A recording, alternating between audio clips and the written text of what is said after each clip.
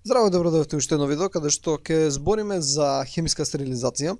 Иако стерилизацијата со хемиски течности е возможно, не е практично. Значи во минатото видео нели зборивме за глутаралдехидот кој му требаше неколку часа и затоа се смета за непрактичен. Но сепак е можно ако особено се користат како гасови. Значи ако се користат како гасови се поефективни хемиски средства. Например, етилен оксидот действува на многу начини, значи нарушува протеинска структура, се врзува со голем број протеини, особено со нивните водородни атоми, значи ова не е pH, се врзува со протеини со нивните водородни атоми, нарушува структурата на ДНА.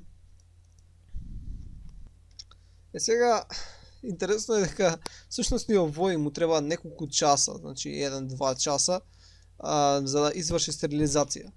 Значи повторно не е под 30 минути, но сепак важно е да се напомне дека со хемиски средства може да се изврши стерилизација, ама најважен фактор е времето, значи те. Сега плазми.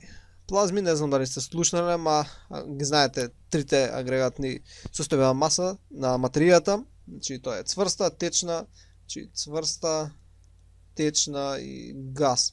Ама всушност се 5. Значи последен газ имаш всушност плазма и имаш еден Боз-Ајнштајнов кондензат, ама тој нема да го спомнуваме.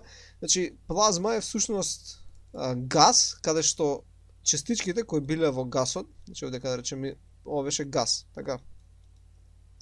Частичките кои се во гасот се во својата неутрална состојба, ама во плазма сите се во како јони, значи или им фалат електрони, или имаат многу електрони. Значи се наоѓаат во форма на јони во плазмата. И поради тоа тие имаат многу силно дејство, односно дејствуваат како слободни радикали. Сега ова се користи во вид на, да речеме, некој си апарат каде што ќе го ставиш материјалот кој сакаш да го дезинфицираш и ќе ставиш потребната, например, течност. И сега таа течноста во тој скапиот материјал, значи скапиот апарат, значи тие апарати се многу скапи, произведуваат плазма од таа течност. И плазмата всушност со тие слободни радикали дејства на бактериите, значи овде кога имавме бактерии, вака ги бележам со портокалово, тие ќе се уништат од страна на тие слободни радикали, значи ќе дејствуваат врз сите делови, на крај ќе ги отстраниме бактериите. Но овој метод е многу скап, но сепак мора да се користи за некои материјали кои не можеме практично да ги стерилизираме, некои пластики, некои хирушки опреми и така натаму. Сега за супер критични течности нема многу да спомнеме, едноставно ќе спомнеме дека тие тешко се добиваат, ама се користи јаглерод кој кога е во супер критична состојба се се однесува и како течност, се однесува и како газ и има принципи кои се базираат на хемија и физика со кои ги уништуваат бактериите, но важно е тука сега само да ги напоменеме, не е многу важно да знаеме за нив.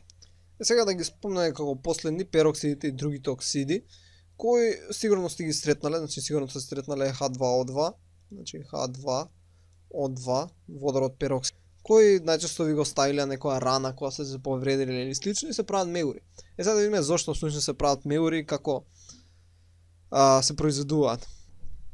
Значи, добро, да го повторам ова, H2O2. И сега, например, имаш ткиво, и сега во клетките, во тоа ткиво, да речеме, вака ќе направам тука како отвор вака, тука имаш нормални клетки, и овие овдека се оштетени, значи, кои се отворени или така некако. Ова е ко рана некоја, овдека овие се нормални клетки. И сега, внатре во клетките, има еден ензим кој се нарекува каталаза, значи каталаза,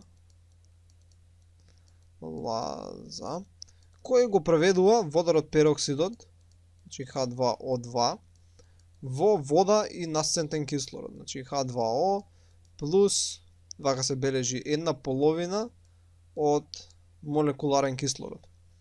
Сега зашто тоа не е важно? Мислам, всушност се добива кислород, бидејќи идат две молекули, и ова всушност се множи по 2, се добива две молекули вода и се добива кислород толку што ни треба.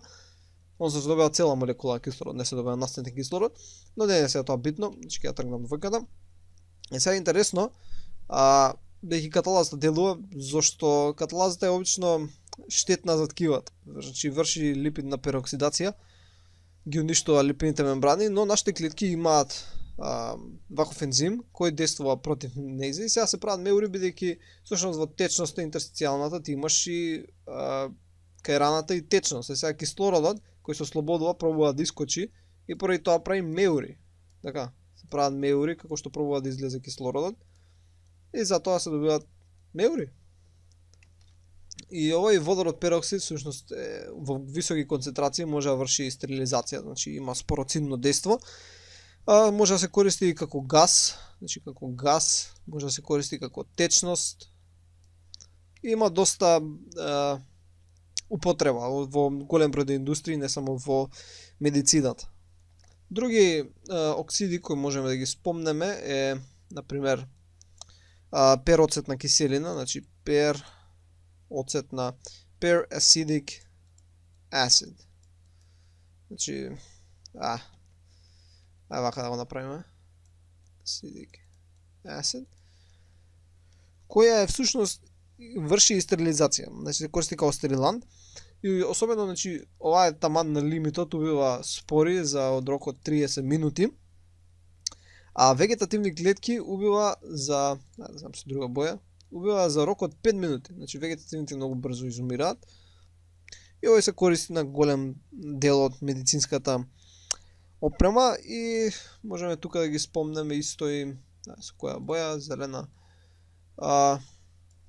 бензоил пероксид, значи бензоил пероксид, кој се користи особено за акни, или пак исто може да го спомнеме и озонот, кој не е практично да се користи, ама всушност действува како за стерилизација. Значи тоа е O3, значи кислород што е молекуларен кој го користи за дишење O2, озон е O3. Добро, тоа беше се за ова видео, се надевам дека научивте нешто. Ќе се видиме во наредното видео. Довидување.